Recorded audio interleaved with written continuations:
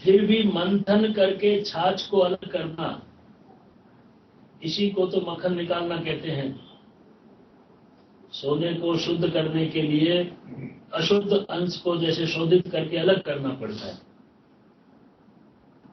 अथवा हाथों से काई को हटाना पड़ता है, लेकिन जल का निर्माण नहीं करना पड़ता, क्योंकि वो तो सहज रूप में वर्तमान है।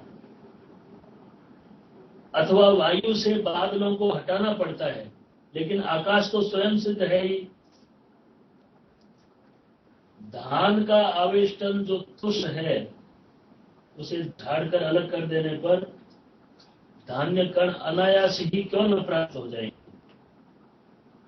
इसी प्रकार अज्ञान रूप उपाधि और उसके लिए उपहित चैतन्य,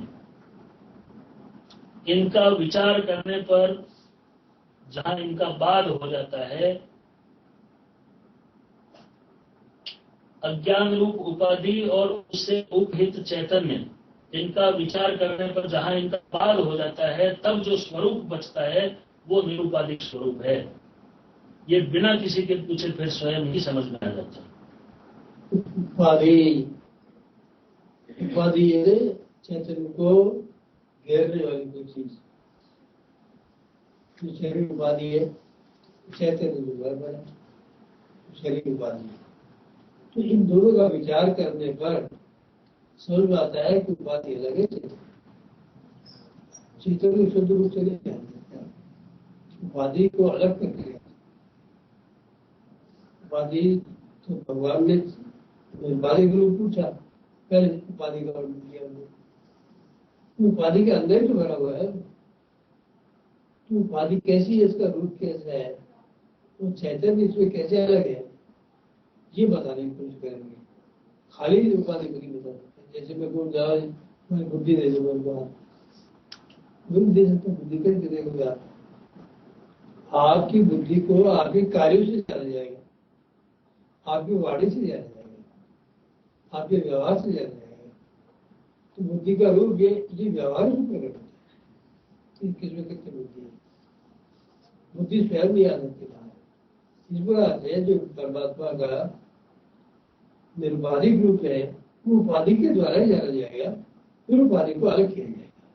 तो कहेंगे ये जो उपाधि के रूप में, तो इसको क्रियाशील बनाने वाली शक्ति खुद ही उपाधि, इस तरह समझा। अज्ञान रूप उपाधि और उससे उपहित चैतन्य, इनका विचार करने पर जहां इनका बाध हो जाता है, तब जो स्वरूप बच रहता है वही निरुपाधिक स्वरूप है। इनका बाध हो जाता है, ये इनकी निवृत्ति हो जाती है, उपाधि की निवृत्ति हो जाती है। जैसे रज्जु का सर्प है, तो सर्प तो जो है रज्जु का मूल है, सर्प उसको दिखाई पड़ रहा है, उसका बाद हो जाता है, वो हट जाता है, तो रज्जु सामने आ जाता है।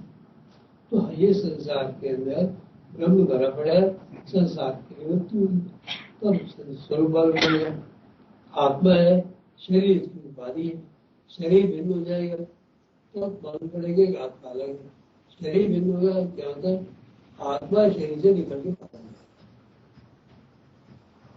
तब मालूम पड़ेगा नहीं अलग है। तो शरीर में बैठा हुआ है तो पहले कहना पड़ेगा ना, निकालो कैसे। आत्मा को भिन्न करने के लिए शरीर का माध्यम बताकर तो आज को बैठा है, ये कहना पड़ेगा शरीर में जो तुम अपने आप को शरीर मान रहे हो, शरीर नहीं है, ये आत्मा की उपाधि है।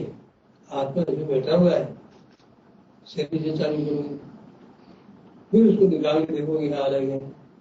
तो इसलिए उपाधि वस्तुओं को जानने के लिए उपाधि का सहारा लेना पड़ता है। उपाधियों वो दिखाई पड़ती है और वो आत्मा के ऊपर छाई हुई है। आत्मा को आप डायरेक्ट नहीं जान सकते, देख नहीं सकते, इतना सूक्ष्म है, देख नहीं सकते। इस शरीर पे काम करती है, शरीर को चालित करती है, शरीर के साथ कर्म करवाती है, प्रभोग करवाती है, वो शक्ति है, चैतन्य। जो जानने के लिए शरीर उपाधि को अलग करना पड़ेगा। पहले उपाधि से चालू करते हैं, उपाधि को बता डायरेक्ट उसके बारे में नहीं बता।